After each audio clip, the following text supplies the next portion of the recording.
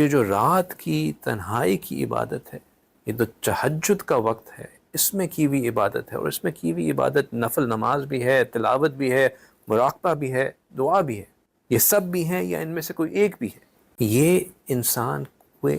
اندر ایک نور جمع کرتی ہے، ایک خاص نور کو لے کے آتی ہے، پھر وہ جو جتنی بھی پولوشن جو دل کے اوپر اثرات آئے ہوئے ہوتے ہیں ان کو مٹا دیتی ہے۔ یہ آج کل کے زمانے میں بالکل اس کی سب سے آسان مثال ہمارے فون کو چارج کرنے کی ہے۔ پورا دن فون استعمال کرنے کے بعد ہم رات کو فون چارج پہ لگانا نہیں بھولتے، کیونکہ ہمیں پتہ ہوتا ہے کہ ہم نے اگلے دن پھر اس کو استعمال کرنا ہے۔ تو اسی طرح اگر ہم پورا دن دنیا کے کاموں میں لگے رہیں تو اپنے آپ کو روحانی طور پہ چارج کرنے کے لیے کہ میں کل کے روز معصیت سے بچا رہوں،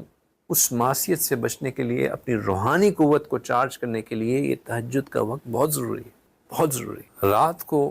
نماز پڑھنا یہ شروع سے خاص نیک لوگوں کی ایک نشانی ہے، یہ اس بات کی علامت ہے کہ جس کو یہ نماز نصیب ہوتی ہے، یہ اس بات کی علامت ہے کہ اس کے اندر نیکی ہے۔ قابرین کا ایک قول ہے کہ رات کے قیام کو لازم پکڑو، کیونکہ تم سے پہلے نیک لوگوں کا طریقہ ہے اور یہ اللہ تعالیٰ کے قرب کا ذریعہ ہے، گناہوں سے روکنے والا ہے، برائیوں کو مٹانے والا ہے اور جسم سے بیماریوں کو دور کرنے والا ہے۔ میں نے بتایا نا کہ رات کے وقت جو عبادت کی جاتی ہے اس میں سب سے بڑی جو روحانی بیماری ختم ہوتی ہے وہ ہے کبر کی، عجب کی۔ یہ بندے کو ہمبل کرتی ہے، ریا ختم کرتی ہے۔ باقی نمازوں میں ریا کا عنصر ہو سکتا ہے کہ میں با جماعت پڑھتا ہوں، خیال آ سکتا ہے کہ لوگ مجھے دیکھتے ہیں کہ میں ماشاءاللہ اتنی نفل عبادت میں اتنے باقاعدگی سے نماز پڑھتا ہوں، مجھے جو ہے ایک مشہور ہوں کہ جی ماشاءاللہ ہمارے محلے کے نمازی ہیں۔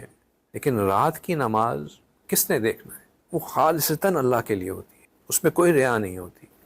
ایک اور جگہ سیدنا انس رضی اللہ تعالیٰ عنہ سے روایت ہے کہ آپ صلی اللہ علیہ وسلم جب کسی کے لیے خوب کوشش کر کے دعا فرماتے تو کہتے کہ اللہ تعالیٰ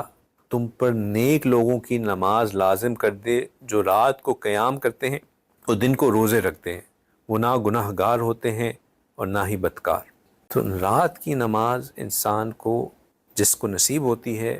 اس کے اندر ایک نیکی کی صفت ہوتی ہے۔